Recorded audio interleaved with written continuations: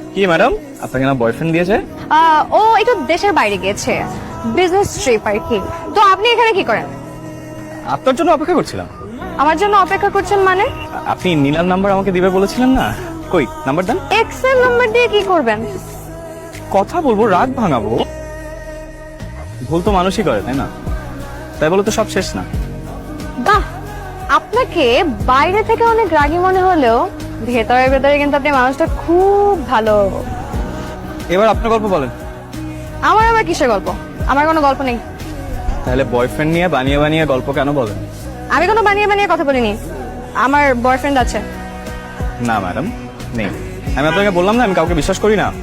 আপনার ব্যাপারে সব খোঁজ নেওয়া হয়ে গেছে। এত মিথ্যা কথা কেন বলেন আপনি? যে মেয়ে মিডল ক্লাসে জন্ম হয়েছে, পরিবারে গার্জিয়ান বলতে মা ছাড়া কেউ নেই, তার প্রতি সমাজের দৃষ্টিভঙ্গি একটু আলাদাই হয়।